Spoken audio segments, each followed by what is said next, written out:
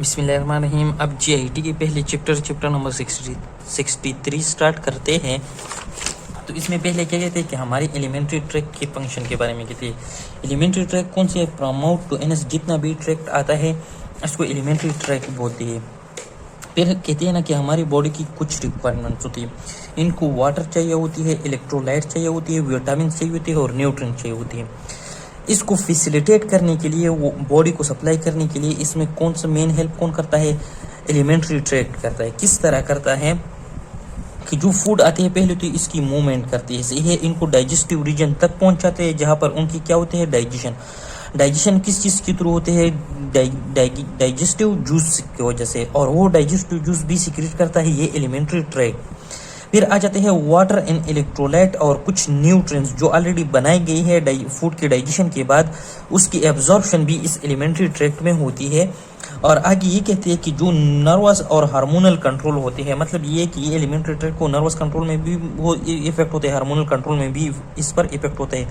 और कुछ खास हार्मोन जो होते हैं ये एलिमेंट्री ट्रैक्ट भी रिलीज करते हैं, तो उनका भी इफेक्ट होता है डाइजेशन पर वगैरह पर से है। इसके अलावा यहाँ पर क्या होते हैं? सर्कुलेशन ऑफ द ब्लड होती है। मतलब ये है कि हमारे जितने भी ब्लड सर्कुलेट होते हैं, एक तो उसकी सर्कुलेशन में भी हेल्प करते हैं, दूसरा उसको न्यूट्रिएंट्स ऐड करने की लिए और रिमूव करने में हेल्प करते हैं, वेस्ट प्रोडक्ट रिमूव करने में हेल्प करते हैं, सही है। अब फिर इस एलिमेंट्री ट्रैक्ट की क्रॉस सेक्शन के बारे में बताते हैं। तो क्रॉस सेक्शन जो है ना वो हम इस डायग्राम से एक्सप्लेन करेंगे। तो क्रॉस सेक्शन में पहले सिरोसा आते हैं। तो सिरोसा सबसे जो आउटर लेयर होता है ना, ये स्मूथ मसल लेयर होता है जिसको इसको सिरोसा कहते हैं। फिर इसके अंदर होती है एक लॉन्गिट्यूडनल लेयर होता है और एक सर्कुलर लेयर होता है। तो जो लॉन्गिट्यूडनल और सर्कुलर लेयर होता है किस तरह होता है? लेट्स से हम ये एसोफेगस ले लें, तो इसकी एसोफेगस की लेंथ वाइज जो लेयर जाता है स्मूथ मसल के, उसको हम कहते हैं लॉन्गिट्यूडनल लेयर। फिर वो जो इसको इस तरह इंसर्कल कर देती है, सही है, इस तरह, उनको फिर हम क्या कहते हैं? सर्कुलर लेयर कहते हैं, सही है। और इन दोनों को कंबाइनली मस्कुलेरा एक्सटर्ना कहते हैं, क्योंकि इसकी जो म्यूकोजा सबसे इनर लेयर है उसमें भी मसल्स होते हैं जिसको कहते हैं म्यूकोजा मस्कुलेरा इंटरना। फिर आ जाता है इसके नीचे सब म्यूकोजा, और सबसे नीचे आ जाता है क्या? म्यूकोजा। अब ये जो लॉन्गिट्यूडनल लेयर है और सर्कुलर लेयर है, इनकी दरमियान में एक खास लेयर किस्म की सेल्स होते हैं जिसको बोलते हैं इंटरस्टिशियल सेल्स ऑफ काजल। अब ये बहुत इंपॉर्टेंट है, ये आगे डिस्कस करेंगे, लेकिन पहले ये डायग्राम थोड़ा आप लोग देखें। सबसे आउटर लेयर सिरोसा, फिर अंदर आते हैं लॉन्गिट्यूडनल मसल लेयर, फिर सर्कुलर मसल लेयर, फिर सब म्यूकोजा आ जाता है, फिर उसके अंदर क्या जाते हैं? म्यूकोजा मसल लेयर, सही है। फिर म्यूकोजल मसल लेयर के अंदर फिर म्यूकोजा होते हैं, फिर म्यूकोजा के अंदर एक एपिथेलियल लाइनिंग होती है और उस लाइनिंग में म्यूकोजल ग्लैंड होते हैं। इसके अलावा ये जो सब म्यूकोजा होते हैं ना, इसमें क्या होते हैं? इसमें ग्लैंड्स होते हैं जिसको सब म्यूकोजल ग्लैंड कहते हैं। और इसके अलावा यहाँ पर प्लेक्सिस होते हैं जिसको माइंटेरिक नर्व प्लेक्सिस कहते हैं और मेसिनर प्लेक्सिस कहते हैं, सही है। ये भी आप लोगों ने याद रखना चाहिए। अब आगे आ जाते हैं कि GIT act as a syncytium. किस तरह करते हैं कि हमारे जो स्मूथ मसल्स की सेल्स होते हैं ना, वो एक दूसरे के साथ इंटरकनेक्टेड होते हैं और वो इस इंटरकनेक्टेड फॉर्म में एक बंडल बना देते हैं जिसको बोलते हैं स्मूथ मसल बंडल।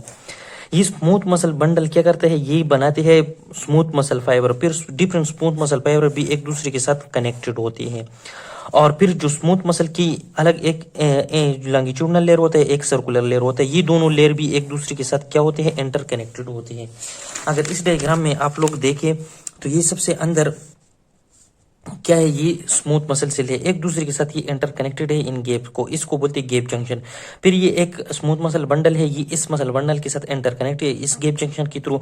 और फिर ये जो लेयर है ना, ये लेयर से ये लॉन्गिट्यूडनल लेयर है, ये सर्कुलर लेयर है, ये भी एक दूसरे के साथ इस गैप जंक्शन के थ्रू क्या है? इंटरकनेक्टेड है।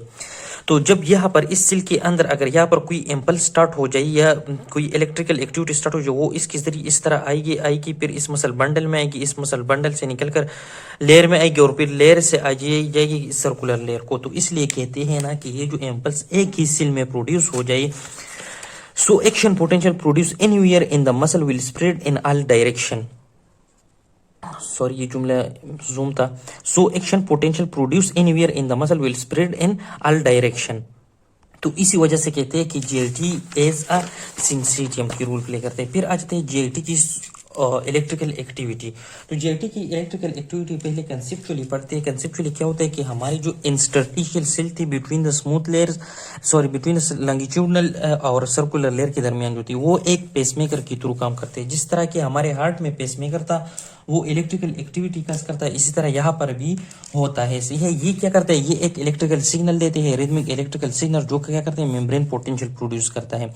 ये मेम्ब्रेन पोटेंशियल क्या करते हैं, ओपन करता है चैनल्स को जहां पर क्या होते हैं इनफ्लक्स ऑफ आयन होते हैं। लेकिन स्मूथ जो स्लो वेव होते हैं उसमें क्या होता है सोडियम की इनफ्लक्स होती है। फिर आगे कैल्शियम की इनफ्लक्स भी होंगी, लेकिन हम स्पाइक पोटेंशियल में पढ़ेंगे। तो ये क्या करते हैं, एक स्लो वेव प्रोडक्शन करते हैं जिसका वोल्टेज होते हैं -40 मिली वोल्ट। अब ये स्लो वेव कितने प्रोड्यूस होते हैं पर मिनट, जो स्टमक में होते हैं वो 3 होते हैं, ड्यूडिनम में 12 होते हैं और इलियम में 8 to 9। तो इसका रेंज बनता है फ्रॉम 3 to 12 पर मिनट। सही है। अब इसका अगर हम ग्राफ देखें तो ग्राफ में क्या हो जाता है कि पहले ये यहाँ से स्टार्ट हो जाते हैं।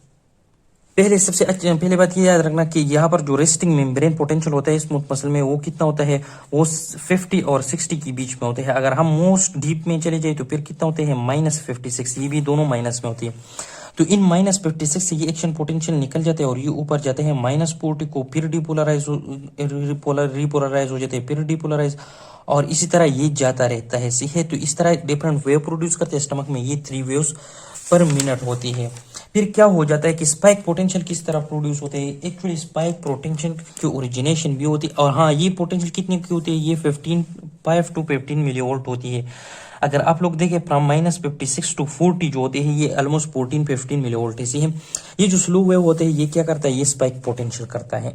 जब स्लो वेव की जो पॉजिटिविटी की तरफ जाना होता है इसको, ये इससे बढ़ जाए, लेट से यहाँ पर ये तो -40 तक गया था ना, ये इस लेट से यहाँ पर कितना गया, -40 से ऊपर गया, फिर यहाँ पर थोड़ा और ऊपर गया, फिर यहाँ पर मैं थोड़ा और ऊपर ले जाता हूँ। जब ये इतने इंक्रीज होते हैं तो क्या हो जाता है कि यहाँ पर स्पाइक्स प्रोड्यूस हो जाते हैं। इसमें थोड़ा इंक्रीज होता है तो लेट से मैं 2 स्पाइक्स ड्रा करता हूँ, यहाँ पर बहुत इंक्रीज होते हैं मैं 3 स्पाइक्स ड्रा करता हूँ, और यहाँ पर मैं 4 स्पाइक्स ड्रा करता हूँ। ये स्पाइक्स क्या होता है यहाँ पर कि जब ये -40 से स्लो वेव का वोल्टेज बढ़ गया, फिर क्या हो गया 1 to 10 स्पाइक्स पर सेकंड प्रोड्यूस हो जाती है। और ये जो स्पाइक्स होती है ये प्रोलॉन्ग होती है, हमारे जो नर्व फाइबर में होते हैं उसमें उससे प्रोलॉन्ग होती है। ये एक किस्म की स्पाइक पोटेंशियल ऐसी है क्योंकि ये 10 to 20 मिलीसेकंड तक रहती है। तो इसका मैकेनिज्म क्या है कि साथ साथ डिफरेंस भी बनाते हैं कि नर्व फाइबर में किस तरह होते हैं और जेटी में स्पाइक पोटेंशियल किस तरह होते हैं। यहाँ पर शॉर्ट टर्म के लिए होते हैं, यहाँ पर प्रोलॉन्ग होते हैं, 10 to 40 टाइम्स प्रोलॉन्ग होते हैं। किस तरह होते हैं कि ये जो शॉर्ट टाइम यहाँ पर जो नर्व फाइबर था यहाँ पर सोडियम चैनल थी जो कि सोडियम इन्फ्लक्स करता था और वो रैपिड होता था। जब इनका रैपिड इन्फ्लक्स और रिफ्लेक्स होता है तो यहाँ पर क्या हो, पोटेंशियल शॉर्ट टाइम के लिए होगा। फिर आगे अगर हम देखें इस जीआईटी में, तो जीआईटी में क्या होता है कि प्रोलॉन्ग होती है। किस तरह कि यहाँ पर कैल्शियम एंड सोडियम चैनल्स होते हैं जो कि इस वाले से डिफरेंट होती है। सही है। यहाँ पर क्या होता है कि दोनों आयंस की ज्यादा से ज्यादा इन्फ्लक्स होते हैं कैल्शियम आयन के और लिटिल इन्फ्लक्स होते हैं सोडियम आयन के, और ये जो चैनल्स होते हैं ये स्लो होती है। जब ये चैनल स्लोली ओपन और क्लोज होते हैं तो इसकी जो कंट्रैक्शन होती है वो भी प्रोलॉन्ग टाइम के लिए रहेगा। तो इसलिए इस स्लो चैनल्स की वजह से यहाँ पर कंट्रैक्शन प्रोलॉन्ग रहता है। अब आ जाते हैं change in resting membrane potential. Change in resting membrane potential में क्या कहते हैं कि जब हमारे स्मूथ मसल्स को अब जेआईटी को स्ट्रेच आ जाए या इस पर एसिटाइलकोलिन रिलीज हो जाए या पैरासिम्पैथेटिक स्टिमुलेशन इसको हो जाए या जेआईटी की स्पेसिफिक हार्मोन यहाँ पर रिलीज हो जाए, तो ये क्या करते हैं कि हमारी जो रेस्टिंग मेम्ब्रेन है उसको लिस निगेटिव बना देता है फ्रॉम -56। मतलब ये है कि ये जो यहाँ पर ये -56 में यहाँ पर था ये अब कितना हो जाता है, इस तरफ हो जाता है। सही है। -56 के बजाय लेट से हम कहेंगे कि -50 हो जाए। सही है। तो फिर क्या हो जाता है, इसको हम हाइपर पोलराइजेशन कहते हैं और वीक पोटेंशियल भी इसकी डीपोलराइजेशन कर सकती है। इसका मतलब ये है कि लेट से पहले तो ये यहाँ से ऊपर ले जाना था यहाँ तक, अब ये यहाँ से ले जाना होता है। तो यहाँ पर ज्यादा कम इन्फ्लक्स चाहिए होंगे हमें सोडियम आयंस की, तो इसलिए इसको क्या कहते हैं, हाइपोपोलराइजेशन की थी। फिर आ जाते हैं जब कुछ सिंपैथेटिक स्टिमुलेशन हो जाए या इपिनेफ्रिन नॉर इपिनेफ्रिन की रिलीज हो जाए इन नर्व एंडिंग्स पर, तो आगे ये क्या करते हैं कि जो रेस्टिंग मेम्ब्रेन पोटेंशियल को होता है उसको मोर नेगेटिव बना देते हैं। लेट से ये -50 की बजाय कितना बना देते हैं, 60 बना देते हैं, सही है। तो फिर क्या होगा कि लेट से ये यहाँ पर कितने तक ये गिर गए का -60 तक, फिर स्ट्रॉन्ग स्टिमुलस चाहिए होगा कि ये डिपोलराइज करे, क्योंकि पहले कितना होता था कि यहाँ से हमको इसको डिपोलराइज करना पड़ता था यहाँ तक, लेकिन अब इसको इस रीजन से डिपोलराइज करना पड़ेगा, जिसके लिए ज्यादा इन्फ्लक्स ऑफ आयन चाहिए होंगी। अब इसकी बात आ जाते हैं जेटी स्मूथ मसल कंट्रैक्शन। तो जेटी की स्मूथ मसल कंट्रैक्शन जो होती है, सबसे पहले बात ये कि दो तरह की चीजें हमने पढ़ी, एक स्पाइक पोटेंशियल पढ़ा और एक कौन सा पोटेंशियल पढ़ा, स्लो वेव पोटेंशियल पढ़ा, या स्पाइक वेव या स्लो वेव। जो स्लो वेव होता है ये किसी किस्म की कंट्रैक्शन नहीं करती एक्सेप्ट स्टमक में जो थ्रेशोल्ड होता है वो थोड़ा कम चाहिए होता है, इसलिए वहां पर ये कंट्रैक्शन काज कर सकती है। लेकिन बाकी जहां पर भी इन्फ्लक्स होती है वो जो जितनी भी कंट्रैक्शन होगी जेटी में, वो कौन काज करेगा, वो स्पाइक पोटेंशियल काज करेगा। स्पाइक पोटेंशियल क्यों काज करते हैं, क्योंकि जेटी की कंट्रैक्शन कैल्शियम आयन की वजह से होती है, जबकि स्लो वेव में सिर्फ सोडियम आयन की इन्फ्लक्स होती है और कैल्शियम आयन की इन्फ्लक्स स्पाइक पोटेंशियल में होती है। अब यहाँ पर क्यों स्पाइक पोटेंशियल काज करती है, क्योंकि जेटी में स्मूथ मसल्स होते हैं और स्मूथ मसल में खेलमोडेलिन मैकेनिज्म होते हैं, और खेलमोडेलिन मैकेनिज्म जो होता है वो किस चीज पर डिपेंड करते हैं, होली सूली वो कंट्रैक्शन कैल्शियम पर डिपेंड करते हैं, इसलिए यहाँ पर सिर्फ और सिर्फ स्पाइक पोटेंशियल कंट्रैक्शन करेगा। अब ये किस तरह करता है कि जब कैल्शियम आयन की इन्फ्लक्स हो जाए वो कैल्मोडेलिन प्रोटीन के साथ मिलकर कैल्शियम कैल्मोडेलिन कॉम्प्लेक्स बना देते हैं। यहाँ पर जो टोपोनिन कंपोनेंट था हमारे एक्टिन मायोसिन फिलामेंट की कंट्रैक्शन में जो इन्वॉल्व था वो नहीं होता है, एब्सेंट होते हैं, उसके थ्रू ये कैल्मोडेलिन कैल्शियम कॉम्प्लेक्स काम करता है। ये क्या करता है, ये एक्टिवेट करता है attractive forces between myosin and actin, और ये जाकर किस चीज ने की, स्पाइक पोटेंशियल ने इसको प्रोड्यूस किया, और फिर इसी तरह contraction of the smooth muscle हो जाती है।